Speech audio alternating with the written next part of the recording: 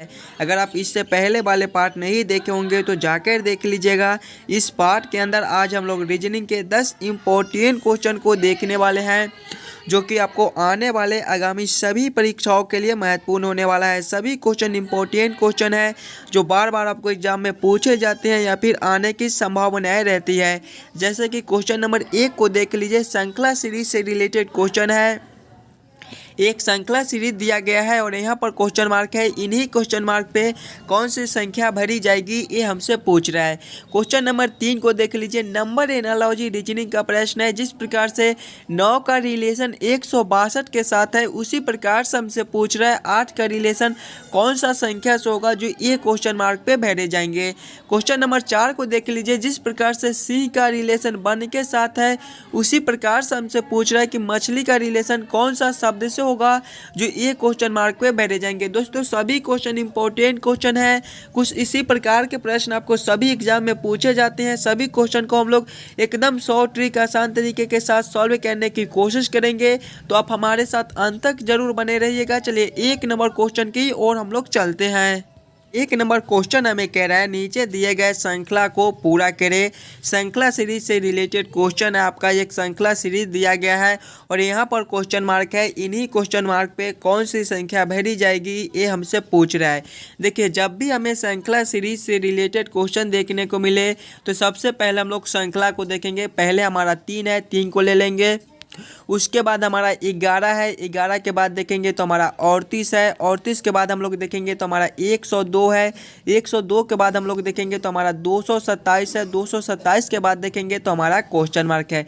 किस प्रकार का श्रृंखला है, इसे हम लोग कैसे सॉल्व कर सकते हैं ये सोचेंगे। देखिए, श्रृंखला हमारा ऊपर की ओर बढ़ रहा है। जब भी हमें इस प्रकार के श्रृंखला मिले तो पहले हम लोग ये सोचेंगे ये 3 से 11 कैसे लिख रहा है। अगर हम लोग 3 + 8 कर देते हैं, यानी कि 3 में +8 कर देंगे तो हमारा 11 बन जाएगा। आगे देखेंगे तो 11 से 38 लिखा हुआ है, इसमें आपका +27 का अंतर हो जाएगा। जब हम लोग 27 + 11 करेंगे तो हमारे 38 हो जाएंगे। आगे देखेंगे तो 38 से 102 लिखा हुआ है, इसमें आपका +64 का अंतर है। जब हम लोग 38 + 64 करेंगे तो हमारे 102 हो जाएंगे। आगे देखेंगे तो 102 से 227 लिखा हुआ है, इसमें आपका +125 का अंतर है। अंतर को देखिएगा, 8 का है, 27 का है, 64 का है, 125 का है। अगर आप लोग ध्यान से देखिएगा तो 8 आपका क्या है कि 2 का क्यू है। आगे देखेंगे 27 ये हमारा 3 का क्यू है। आगे देखेंगे हमारा 64 ये हमारा 4 का क्यू है। आगे देखेंगे हम लोग 125 तो ये हमारे 5 के क्यू होते हैं, यानी कि 2 का क्यू है, 3 का क्यू है, 4 का क्यू है, 5 का क्यू है।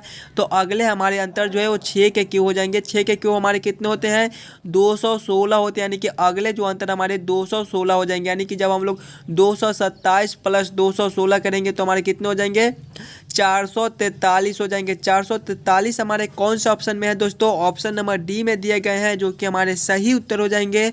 इस क्वेश्चन मार्क पे दोस्तों हमारे 443 भरे जाएंगे। क्लियर है। चलिए अगले प्रश्न की ओर हम लोग चलेंगे, क्वेश्चन नंबर 2 की ओर।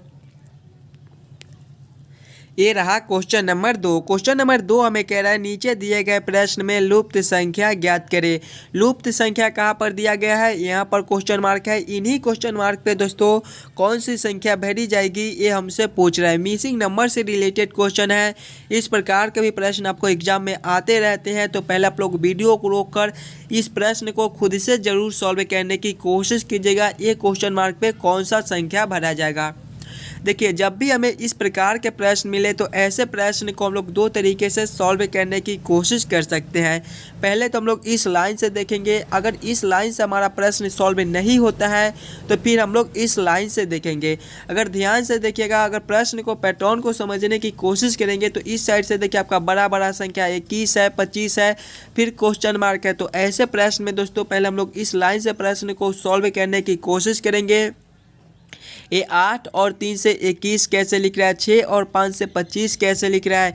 उसी प्रकार से हम लोग सोचेंगे हमारा 12 और 2 से कौन सा संख्या बनेगा, जो ये क्वेश्चन मार्क पे भरा जाएगा। पहले हमारा 8 और 3 है। अगर दोनों संख्या को आपस में गुना कर लेते हैं, यानी कि 8 × 3 करेंगे। पहला संख्या हमारा 8 है, दूसरा संख्या 3 है। 8 × 3 हमारे कितने होते हैं, 24 होते हैं। लेकिन यहाँ पे देखिए 21 लिखा हुआ है, यानी कि अगर दूसरा संख्या को हम लोग ऊपर से माइनस करेंगे, 24 माइनस दूसरा संख्या करेंगे तो हमारे 21 हो जाएंगे। देखिए 21 यहाँ पर लिखा हुआ है, वही सेम इसमें करेंगे। पहले दोनों संख्या को आपस में गुना कर लेंगे और दूसरा संख्या को फिर माइनस कर देंगे। पहला संख्या हमारा 6 है, 6 गुना 5 करेंगे तो हमारे कितने हो जाएंगे 30 हो जाएंगे, और माइनस करेंगे दूसरा संख्या, तो दूसरा संख्या देखिए 5 दिया गया है, 30 माइनस 5 करेंगे तो हमारे कितने हो जाएंगे 25 हो जाएंगे। देखिए 25 यहाँ पर लिखा हुआ है, यानी कि प्रश्न हमारा यही पैटर्न फॉलो कर रहा है। इसी प्रकार से इस प्रश्न को हम लोग सॉल्व कर सकते हैं। तो वही सेम हम लोग ये दोनों संख्या के साथ करेंगे। पहले हमारा 12 है, फिर हमारा 2 है। पहले दोनों संख्या को आपस में गुना कर लेंगे, 12 गुना 2 करेंगे तो हमारे 24 हो जाएंगे। 24 माइनस दूसरा संख्या करेंगे तो दूसरा संख्या इसमें 2 दिया गया है, 24 माइनस 2 करेंगे तो हमारे 22 हो जाएंगे। 22 हमारा कौन सा ऑप्शन में है, ऑप्शन नंबर सी में दिया गया है, जो कि हमारे सही उत्तर हो जाएंगे। इस क्वेश्चन मार्क पे दोस्तों हमारे 22 भरे जाएंगे। क्लियर है। चलिए अगले प्रश्न की ओर हम लोग चलेंगे, क्वेश्चन नंबर 3 की ओर। ये रहा क्वेश्चन नंबर 3। क्वेश्चन नंबर 3 हमें कह रहा है दोस्तों, दिए गए प्रश्न में संबंधित संख्या को चुनिए। नंबर एनालॉजी रीजनिंग का प्रश्न है। प्रश्न हमें कह रहा है जिस प्रकार से 9 का रिलेशन 162 के साथ है, उसी प्रकार से हमसे पूछ रहा है कि 8 का रिलेशन कौन सा संख्या से होगा, जो ये क्वेश्चन मार्क पे भरे जाएंगे। जब भी हमें इस प्रकार के नंबर एनालॉजी रीजनिंग के प्रश्न मिले तो पहले हम लोग ये सोचेंगे कि हम लोग 9 से 162 कैसे ला सकते हैं, हम लोग 9 को क्या करेंगे ताकि हमारा 162 बन जाए। एकदम आसान सा क्वेश्चन है, थोड़ा सा दिमाग को यूज कीजिए, ये प्रश्न आप आसानी के साथ सॉल्व कर पाइएगा। देखिए 9 है हमारा, 9 का अगर हम लोग स्क्वायर करेंगे तो हमारे कितने हो जाएंगे 81 हो जाएंगे, और 81 में जब 2 से गुना करेंगे तो हमारे 162 बन जाते हैं। वही सेम हम लोग 8 को साथ करेंगे, 8 है हमारा, 8 का स्क्वायर करेंगे तो हमारे 64 हो जाएंगे, और फिर 2 से गुना किए थे तो इसमें भी 2 से गुना करेंगे, 64 गुना 2 करेंगे तो हमारे 128 हो जाएंगे। 128 हमारा किसी ऑप्शन में है, ऑप्शन नंबर सी में देखिए दिया गया है, जो कि हमारे सही उत्तर हो जाएंगे। इस क्वेश्चन मार्क पे दोस्तों हमारे 128 भरे जाएंगे। क्लियर है। चलिए अगले प्रश्न की ओर हम लोग चलेंगे, क्वेश्चन नंबर 4 की ओर। ये रहा क्वेश्चन नंबर 4। क्वेश्चन नंबर 4 हमें कह रहा है नीचे दिए गए प्रश्न में संबंधित शब्द को चुनिए। दोस्तों प्रश्न हमें कह रहा है जिस प्रकार से सी का संबंध बन के साथ है, उसी प्रकार से हमसे पूछ रहा है मछली का संबंध कौन सा शब्द से होगा, जो ये क्वेश्चन मार्क पे भरे जाएंगे।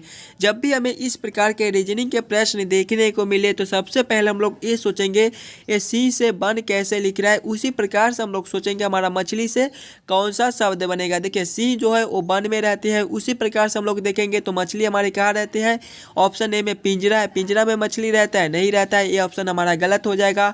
ऑप्शन बी में घोंसला है, घोंसला में हमारे मछली रहते हैं, नहीं रहते हैं, ये भी ऑप्शन हमारा गलत हो जाएगा। ऑप्शन नंबर सी में आकाश है, आकाश में मछली रहते हैं, नहीं रहते हैं, ये भी ऑप्शन हमारा गलत हो जाएगा।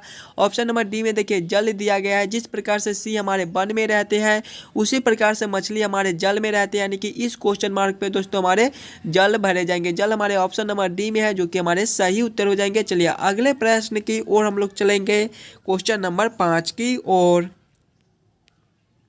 ये रहा क्वेश्चन नंबर 5। क्वेश्चन नंबर 5 हमारे वेन आरेख वेन डायग्राम से रिलेटेड क्वेश्चन है। इस प्रकार के भी प्रश्न आपको आते रहते हैं और एक क्वेश्चन इंपॉर्टेंट क्वेश्चन है, तो इस क्वेश्चन को पहले आप लोग खुद से जरूर सॉल्व करने की कोशिश कीजिएगा। देखिए प्रश्न हमारा प्रोफेसर, शोधकर्ता और वैज्ञानिक, बस इन्हीं तीनों में हमें सोचना है कि कौन किसके साथ संबंधित है, किसके अंदर हम लोग किसको रख सकते हैं। देखिए प्रोफेसर है, शोधकर्ता है और वैज्ञानिक है। कुछ प्रोफेसर हमारे शोधकर्ता भी होते हैं और कुछ प्रोफेसर हमारे वैज्ञानिक भी होते हैं। उसी प्रकार से कुछ शोधकर्ता हमारे प्रोफेसर भी होते हैं और कुछ शोधकर्ता हमारे वैज्ञानिक भी होते हैं।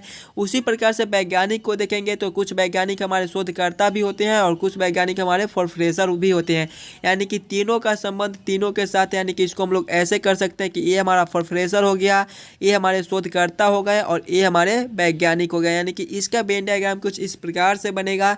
तीनों का संबंध तीनों के साथ है, तो इस प्रकार से वेन डायग्राम हमारा ऑप्शन नंबर बी में दिया गया है। दोस्तों क्वेश्चन नंबर 5 का हमारा ऑप्शन नंबर 20 सही उत्तर हो जाएगा। चलिए अगले प्रश्न की ओर हम लोग चलेंगे, क्वेश्चन नंबर 6 की ओर। तो ये रहा क्वेश्चन नंबर 6। क्वेश्चन नंबर 6 हमें कह रहा है नीचे दिए गए अक्षर श्रृंखला को पूरा करें। अक्षर श्रृंखला से रिलेटेड क्वेश्चन दिया गया है आपको।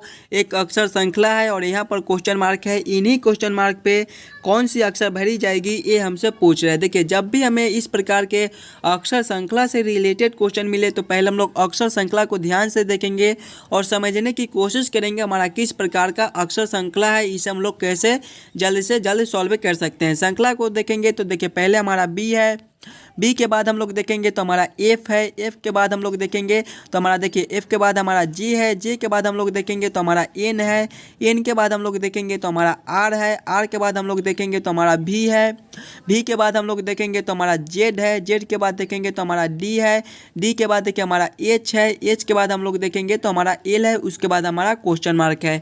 अगर आप लोग श्रृंखला को ध्यान से देखिएगा तो ये बी से एफ लिखा हुआ है। इसमें आपका क्या है कि +4 का अंतर है। जब बी +4 हम लोग करेंगे तो हमारे एफ हो जाएंगे। आगे देखेंगे तो एफ से जे लिखा हुआ है, इसमें भी आपका +4 है। जब एफ +4 हम लोग करेंगे तो हमारे जे हो जाएंगे। आगे देखेंगे तो जे से एन लिखा हुआ है, इसमें भी आपका +4 है। जब जे +4 हम लोग करेंगे तो हमारे एन हो जाएंगे। देखिए एन से आर लिखा हुआ है, इसमें भी आपका +4 है, एन +4 हमारे आर होते हैं। आगे देखेंगे तो आर से भी लिखा हुआ है, इसमें भी आपका +4 है। जब आर +4 करेंगे तो हमारे भी हो जाएंगे। भी से जेड लिखा हुआ है, इसमें भी आपका +4 है, भी +4 हमारे जेड होते हैं। जेड से डी लिखा हुआ है, इसमें भी आपका +4 है। जेड +4 जब हम लोग करेंगे तो ए बी सी डी के लास्ट के बाद हमारे फिर से शुरू होते हैं, यानी कि जेड +4 करेंगे तो हमारे डी हो जाएंगे। देखिए डी से फिर हमारा क्या लिखा हुआ है, डी से हमारा एच लिखा हुआ है, इसमें भी हमारा +4 है। डी +4 करेंगे तो हमारे एच हो जाएंगे। एच के बाद हमारे एल लिखे हुए हैं, इसमें भी हमारे +4 है। एच +4 हमारे क्या होते हैं, एल होते हैं। देखिए सभी में +4 +4 +4 +4 +4 +4 +4 +4 +4, तो फिर हम लोग +4 कर देंगे, यानी कि जब एल +4 करेंगे तो हमारे क्या हो जाएंगे, एल +4 हमारे क्या होते हैं, पी होते हैं। कौन सा ऑप्शन में पी है, ऑप्शन नंबर सी में दिया गया है, जो कि हमारे सही उत्तर हो जाएंगे। क्वेश्चन नंबर 6 का दोस्तों हमारा ऑप्शन नंबर सी सही उत्तर हो जाएगा। इस क्वेश्चन मार्क पे हमारे पी भरे जाएंगे। क्लियर है। चलिए अगले प्रश्न की ओर हम लोग चलेंगे, क्वेश्चन नंबर 7 की ओर। क्वेश्चन नंबर 7 हमें कह रहा है प्रिया का जन्मदिन 11 अप्रैल मंगलवार को है, उसी वर्ष रानी का जन्मदिन सप्ताह के किस दिन आएगा यदि रानी का जन्मदिन 31 अगस्त को हुआ है। देखिए कैलेंडर से रिलेटेड क्वेश्चन है, इस प्रकार के भी प्रश्न आपको एग्जाम में आते रहते हैं, तो पहले आप लोग खुद से ज़रूर सॉल्व करने की कोशिश कीजिएगा। जब भी हमें इस प्रकार के कैलेंडर से रिलेटेड क्वेश्चन देखने को मिले तो सबसे पहले हम लोग प्रश्न को एक बार फिर से पढ़ेंगे और समझने की कोशिश करेंगे कि प्रश्न हमें क्या कह रहा है। देखिए प्रश्न हमें कह रहा है कि प्रिया का जन्मदिन 11 अप्रैल मंगलवार को है, यानी कि 11 अप्रैल को कौन सा दिन है, मंगलवार दिन है। आगे पढ़ेंगे तो उसी वर्ष रानी का जन्मदिन, यानी कि उसी वर्ष में कह रहा है, साल हमारा चेंज नहीं हुआ है, साल हमारा वही है। आगे पढ़ेंगे रानी का जन्मदिन 31 अगस्त को हुआ है, यानी कि रानी का जन्मदिन 31 अगस्त को हुआ है। तो हमसे पूछ रहा है कि 31 अगस्त को कौन सा दिन रहेगा। जब भी हमें इस प्रकार के ऐसे प्रश्न मिले तो पहले हम लोग टोटल दिन निकाल लेंगे। टोटल दिन हम लोग कैसे निकालेंगे, देखिए 11 अप्रैल को कौन सा दिन है, मंगलवार दिन है, तो पहले हम लोग अप्रैल को देखेंगे। तो अप्रैल हमारे कितने दिन के महीना लगते हैं, अप्रैल हमारे 30 दिनों के महीना लगते हैं। अप्रैल में हमारा देखिए 11 दिन दिया गया है, 30 - 11 करेंगे तो हमारे कितने हो जाएंगे, 30 - 11 हमारे 19 होते हैं। 19 के बाद हम लोग देखेंगे कि अप्रैल के बाद हमारा कौन सा महीना आता है, अप्रैल के बाद हमारा मई आता है। मई हमारे 31 दिन के महीना लगते हैं। आगे देखेंगे मई के बाद, तो मई के बाद हमारा जून आता है और जून हमारे 30 दिन के महीना लगते हैं। आगे देखेंगे जून के बाद, तो जून के बाद हमारे जुलाई महीना आते हैं और जुलाई हमारे 31 दिन के महीना लगते हैं।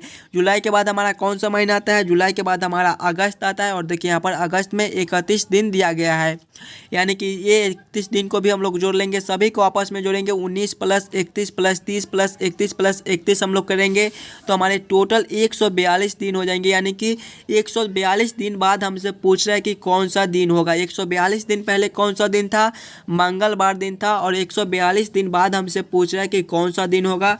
तो अब हम लोग इसमें क्या करेंगे कि 7 से भाग कर देंगे। 7 से इसलिए भाग करेंगे, सप्ताह हमारे 7 दिन के होते हैं और 7 दिन के बाद हमारे दिन दोबारा से आ जाता है। देखिए 7 से भाग करेंगे इसमें हम लोग, तो 2 से लगाएंगे तो 7 दूना 14 हमारा पूरा कट जाएगा। उसके बाद हम लोग 2 को उतारेंगे, भाग नहीं लगेगा तो 0, यानी कि शेष हमारा 2 बच जाएगा। यही शेष हमारा उत्तर हो जाएगा। अब इसको हम लोग क्या करेंगे कि मंगलवार में ऐड कर देंगे। जब मंगलवार प्लस 2 करेंगे तो हमारे कौन से दिन हो जाएंगे, मंगलवार प्लस 2 हमारे गुरुवार होते हैं। गुरुवार ऑप्शन नंबर डी में दिया गया है, जो कि हमारे सही उत्तर हो जाएंगे।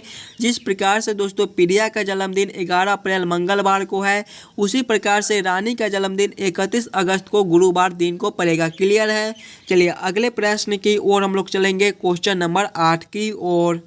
क्वेश्चन नंबर 8 हमें कह रहा है यदि घटाव का मतलब भाग, जोड़ का मतलब गुना, भाग का मतलब घटाना और गुना का मतलब जोड़ना, तो निम्नलिखित में से कौन सा समीकरण सही है, ये हमसे पूछ रहा है। देखिए प्रश्न को पहले आप लोग एक बार फिर से पढ़िए और समझने की कोशिश कीजिए कि प्रश्न आपको क्या कह रहा है। देखिए प्रश्न कह रहा है कि घटाव का मतलब जो है भाग है, यानी कि जहाँ पे घटाव का चिन्ह है वहाँ पे हम लोग भाग के चिन्ह को रखेंगे, और जहाँ पे जोड़ का चिन्ह है वहाँ पे हम लोग गुना के चिन्ह को रखेंगे, और जहाँ पे भाग का चिन्ह है वहाँ पे हम लोग घटाव के चिन्ह को रखेंगे, और जहाँ पे हमारा गुना का चिन्ह है वहाँ पे हम लोग जोड़ के चिन्ह को रखकर इस सभी समीकरण को देखेंगे कि कौन सा समीकरण हमारा सही है।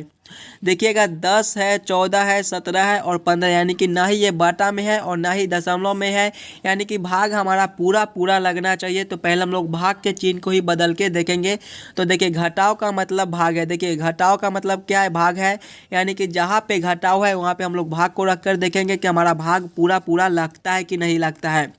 देखिए ये वाले ऑप्शन नंबर ए में देखिए यहाँ पर घटाव, यानी कि जब 8 भागा हम लोग 6 करेंगे तो हमारा भाग पूरा पूरा नहीं लगेगा, यानी कि ये ऑप्शन हमारे ऐसे ही गलत हो जाएंगे। ऑप्शन बी में देखेंगे तो हमारा यहाँ पर भाग है, यहाँ पे घटाव है, यानी कि यहाँ पे हमारा भाग का चिन्ह आ जाएगा। जब 18 भागा 3 करेंगे तो हमारा पूरा पूरा भाग लग जाएगा, यानी कि इस समीकरण को हम लोग हल करके देखेंगे। देखिए पहले हमारा 18 है, 18 के बाद देखिए घटाव है, तो घटाव का मतलब हमारा भाग है, तो भाग के चिन्ह को लेंगे। उसके बाद हमारा 3 है, उसके बाद देखिए जोड़ है, तो जोड़ का मतलब हम लोग देखेंगे जोड़ का मतलब कहाँ पर दिया गया है। देखिए जोड़ का मतलब क्या है, जोड़ का मतलब गुना है, यानी कि यहाँ पर हम लोग गुना को लेंगे। उसके बाद हमारा क्या है, 2 है, उसके बाद देखेंगे तो हमारा गुना है, गुना का मतलब हम लोग देखेंगे तो देखिए गुना का मतलब जोड़ना है, यानी कि यहाँ पे हमारा जोड़ का चिन्ह हो जाएगा। उसके बाद हम लोग देखेंगे तो हमारा 8 है, उसके बाद देखिए भाग का चिन्ह है। भाग का मतलब क्या है ये देखेंगे। देखिए भाग का मतलब हमारा क्या है, भाग का मतलब हमारा घटाना है, यानी कि यहाँ पर हमारे घटाव 6। अब इसको हम लोग हल करेंगे कि हमारा 14 आता है कि नहीं आता है। पहले हमारे भाग के काम होंगे, उसके बाद गुना के, उसके बाद हमारे घटाव के, उसके बाद जोड़ के। पहले हम लोग 18 भागा 3 करेंगे तो हमारे 6 हो जाएंगे, 6 गुना 2 करेंगे प्लस 8 माइनस 6, इसको आगे बढ़ाएंगे। 6 गुना 2 हमारे 12 होते हैं, 12 प्लस 8 करेंगे माइनस 6 करेंगे, 12 प्लस 8 हमारे कितने होते हैं, 20 होते हैं। 20 माइनस 6 करेंगे तो हमारे 14 हो जाएंगे। देखिए 14 हमारा कौन सा ऑप्शन में है, यहाँ पर देखिए 14 दिया गया है, यानी कि ये समीकरण हमारा सही है। क्वेश्चन नंबर 8 का हमारा ऑप्शन नंबर बी सही उत्तर हो जाएगा, यही समीकरण हमारा सही है। चलिए अगले प्रश्न की ओर हम लोग चलेंगे, क्वेश्चन नंबर 9 की ओर। रहा क्वेश्चन नंबर 9। क्वेश्चन नंबर 9 हमें कह रहा है निम्नलिखित प्रश्न में संबंधित अक्षर को चुनिए। प्रश्न हमें कह रहा है जिस प्रकार से ए जेड सी एक्स का संबंध बी वाई डी डब्ल्यू के साथ है, उसी प्रकार से हमसे पूछ रहा है एच क्यू जे ओ का संबंध कौन सा अक्षर से होगा, जो ये क्वेश्चन मार्क पे भेजे जाएंगे। इंपॉर्टेंट क्वेश्चन है, इस प्रकार के भी प्रश्न आपको एग्जाम में आते रहते हैं, तो पहले आप लोग खुद से जरूर सॉल्व करने की कोशिश कीजिएगा। देखिए जब भी हमें इस प्रकार के प्रश्न मिले तो सबसे पहले हम लोग ये सोचेंगे ए जेड सी एक्स से A B Y D W कैसे लिख रहा है। देखिए पहले हमारा ए है, उसके बाद हम लोग देखेंगे तो हमारा जेड है, उसके बाद हमारा सी है, उसके बाद हमारा एक्स है, और इसका कोड क्या है देखेंगे तो हमारा बी है, बी के बाद देखेंगे हमारा वाई है, वाई के बाद हमारा डी है, और डी के बाद देखिए डब्ल्यू लिखा हुआ है। अगर हम लोग सिंगल सिंगल अक्षर को देखते हैं तो देखिए ए से बी लिखा हुआ है, इसमें आपका क्या कर दिया कि +1 कर दिया। जब ए +1 हम लोग करेंगे तो हमारे बी हो जाएंगे। देखिए जेड से वाई लिख दिया, इसमें आपका -1 कर दिया, जेड -1 हमारे वाई होते हैं। फिर देखिए सी से डी लिख दिया, इसमें आपका फिर +1 कर दिया, सी +1 करेंगे तो हमारे डी हो जाएंगे। फिर देखिएगा एक से डब्ल्यू लिख दिया, यानी कि इसमें फिर -1 कर दिया है, यानी कि पहले अक्षर में +1, दूसरे में -1, तीसरे में +1 और चौथे में -1 कर रहा है। तो वही से हम लोग एच क्यू जे ओ के साथ करेंगे। पहले अक्षर में प्लस एक करेंगे, एच प्लस एक करेंगे तो हमारे आई हो जाएंगे। दूसरे में हम लोग माइनस एक करेंगे यानी कि क्यू माइनस एक करेंगे तो हमारे पी हो जाएंगे। फिर तीसरे में हम लोग प्लस एक करेंगे यानी कि जब हम लोग डी प्लस एक करेंगे, देखिए जे प्लस एक करेंगे तो हमारे क्या हो जाएंगे, के हो जाएंगे। उसके बाद जब हम लोग ओ माइनस एक करेंगे, ओ माइनस एक करेंगे तो हमारे क्या हो जाएंगे, एन हो जाएंगे। कौन सा ऑप्शन में हमारे आई पी के एन लिखा हुआ है, आई पी के एन हमारे ऑप्शन नंबर सी में देखिए दिया गया है, जो कि हमारे सही उत्तर हो जाएंगे। इस क्वेश्चन मार्क पे दोस्तों हमारे आई पी के एन भरे जाएंगे। क्लियर है। चलिए अगले प्रश्न की ओर हम लोग चलेंगे, क्वेश्चन नंबर 10 की ओर। क्वेश्चन नंबर 10 हमें कह रहा है नीचे दिए गए प्रश्न आकृति को कौन सा उत्तर आकृति पूरा करेगा। देखिए यहाँ पर प्रश्न आकृति है और यहाँ पर खाली स्थान है। इन्हीं क्वेश्चन मार्क पे कौन सी आकृति आएगी ये हमसे पूछ रहा है। जब भी हमें इस प्रकार के प्रश्न मिले तो पहले हम लोग ये तीनों आकृति को ध्यान से देखेंगे और समझने की कोशिश करेंगे कि ये तीनों आकृति किस प्रकार का है और इसी प्रकार का आकृति कौन सा आएगा। देखिए पहले आकृति में देखेंगे तो यहाँ पर देखिए एक चतुर्भुज दिया गया है और इसके अंदर एक गोला है और एक गोला के अंदर देखिए दो छोटा छोटा बिंदु है। उसके बाद देखेंगे तो हमारा बी आकृति एकदम सेम है, लेकिन गोला जो है सो 180 डिग्री नचा दिया गया है। देखिए यानी कि गोला जो इधर था दो ऐसे ऐसे सो अब इधर हो गया, देखिए यहाँ और यहाँ हो गया। उसी प्रकार से इसको देखेंगे तो इसको भी 180 डिग्री नचा दिया गया, यानी कि गोला अब दोनों ऊपर हो जाएंगे।